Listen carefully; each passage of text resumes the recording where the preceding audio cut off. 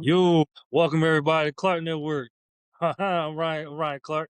I got my guy here, long time brother here. You want to introduce yourself? What's going on, everybody? Some of you, maybe, hopefully, if some of you watch you may know me, may not. My name is Edwin, Yeah, longtime friend of Ryan's since yeah. high school.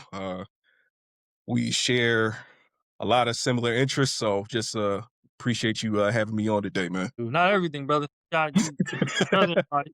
Well, You I hear mean, from yeah, y'all I New mean, York? when it, Yeah, we all New Yorkers, man. He's a Giants and yeah, Mets yeah, guy. when it comes I, to that, yeah, yeah. yeah, yeah, definitely wanted to bring him on, and it's a third member we like to try and bring on soon too.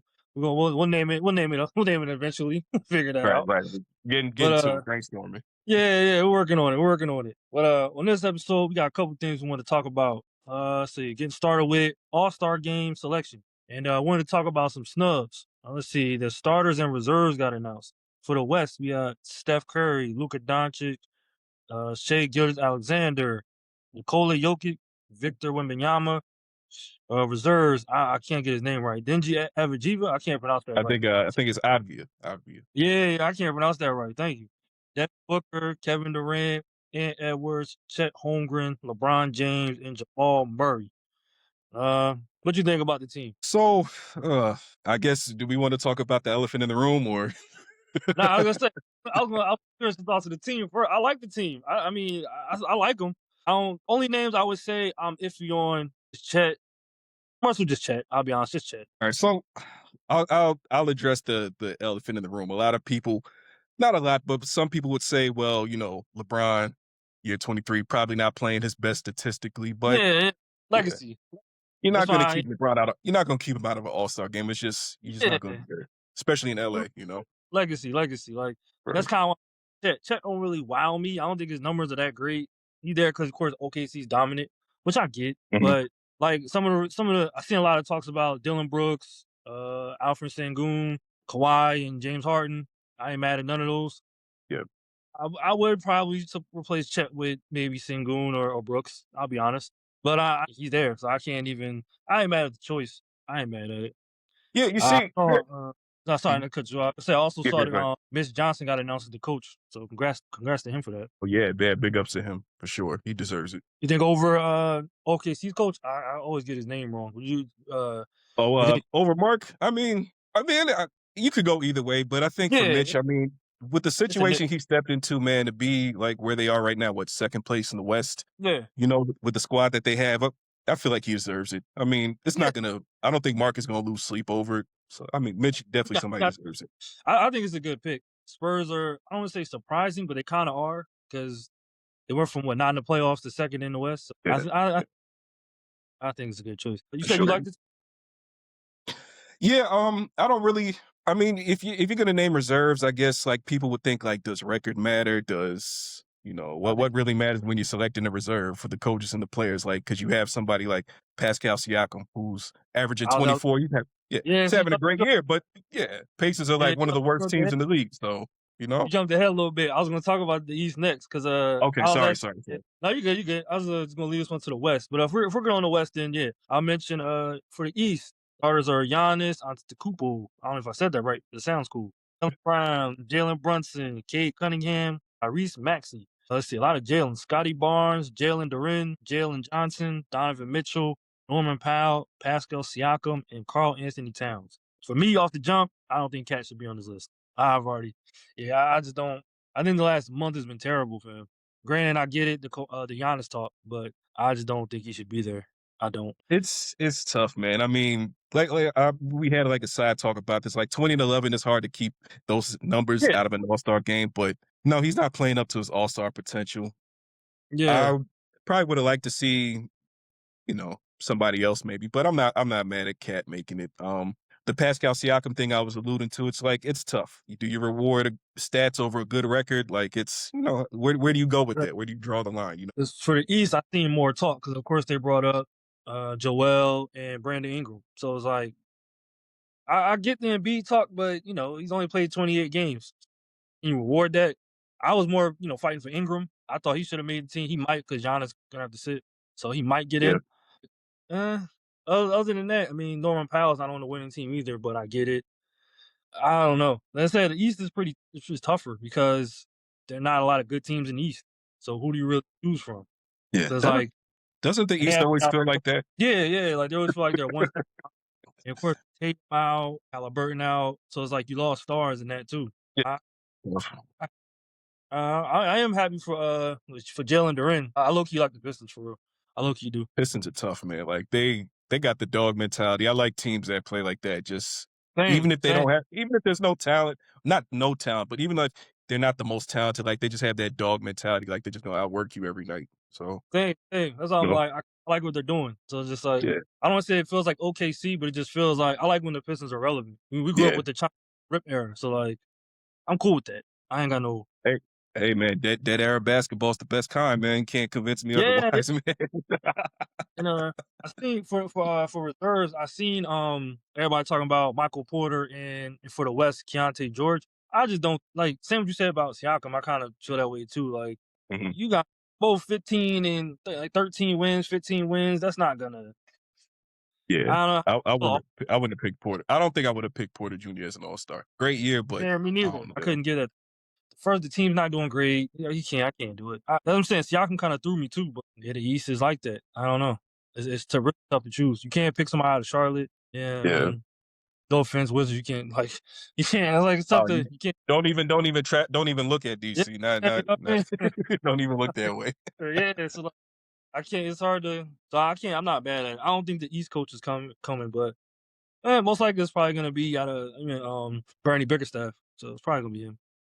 Yeah, yeah. One of yeah, I think we're him or Mike Brown, maybe. We'll see. I don't think Mike Brown. I don't think Mike Brown No, getting no, that. not Mike Brown. Yeah, they want him out of there, man. They just won the NBA Cup, and it feels like they didn't just win the NBA Cup. I don't know. They'll I, I, figure it out, hopefully. I can't explain that one. But let me see.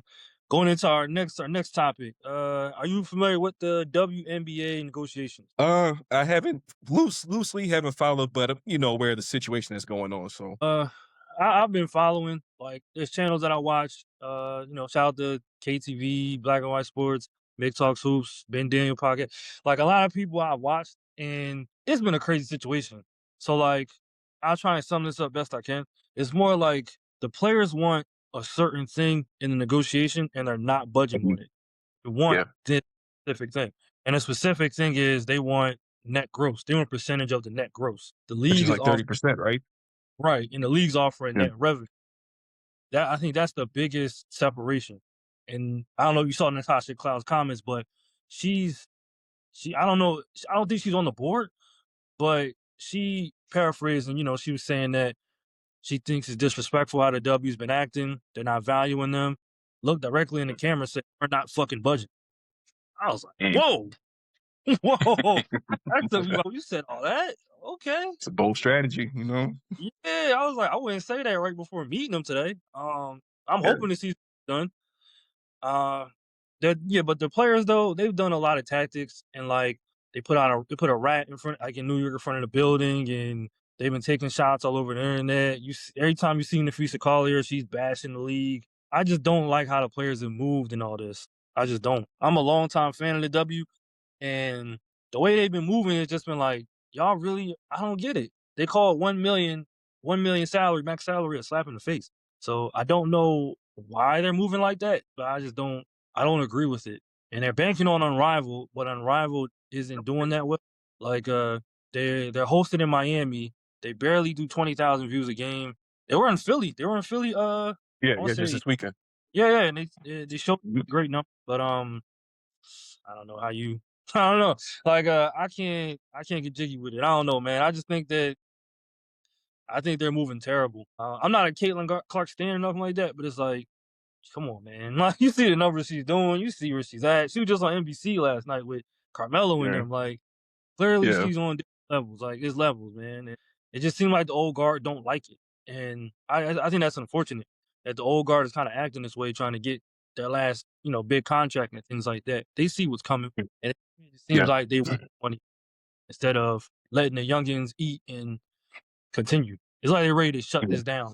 Go play yeah. other places.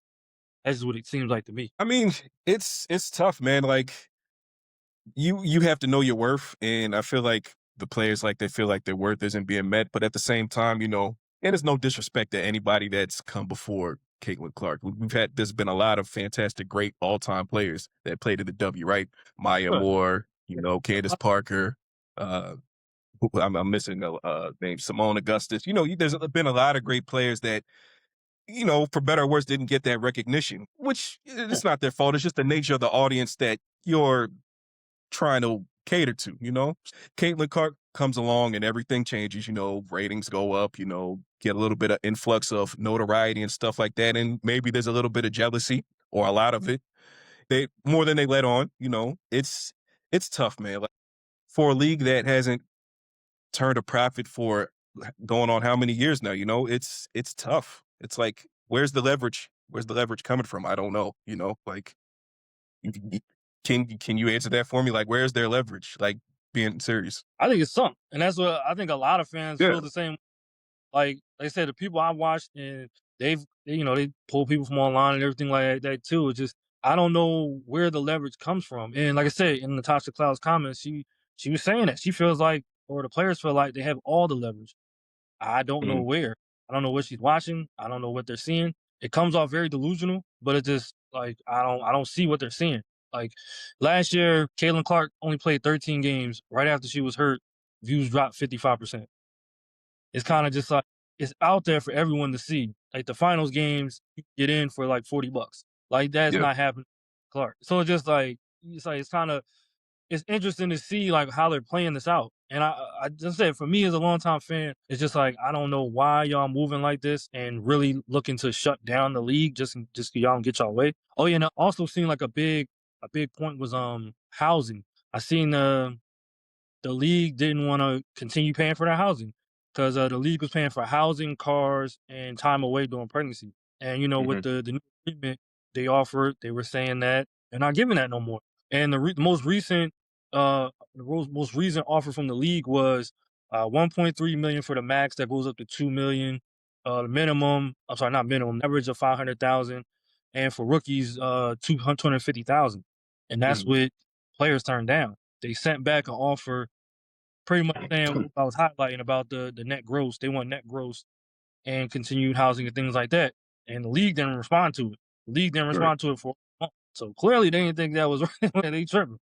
And oh, I'm sorry. The first response, they did respond. The first response was they don't agree with the deal. They're gonna lose over 700 million. And the rumor was Mhm. the player pretty much the same offer back. And that one they have responded to for a month. It's like they said you want 33%, and then they just dropped it to 30.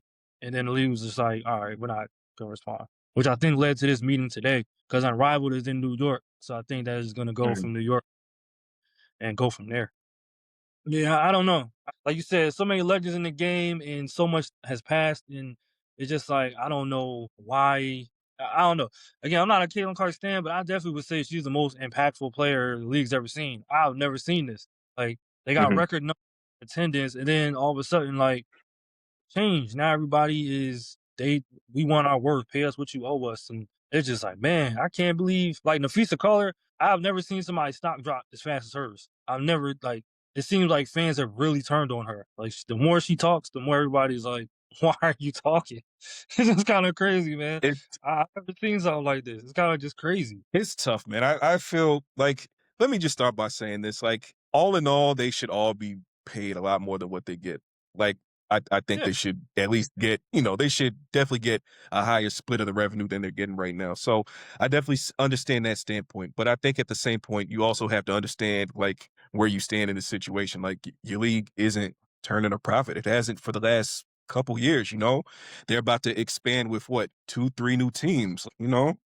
It's like, where's the Well, money gonna come from? It's tough. You're relying on the NBA to really you're relying on outside sources to fund your league, and I don't wanna say not sustainable, but at the same time, it's like, how long do you think that can happen? So, yeah. I And then like really I hope there's it's my fault. I didn't mean to cut you off. That no, all I was gonna say is just I hope there's a solution because, like, look, I think sports in general are better off when the W is active. I think it opens up a whole new avenue for young female basketball players. I hope it continues. This is something that we need in our society. I don't want it to fold or go under. it would suck if there was a lockout this year because I feel like there's a lot of excitement heading into this year, into the season, with the new Portland team coming in. And we definitely need women's basketball. I hope they come to a solution to at least, get a deal done.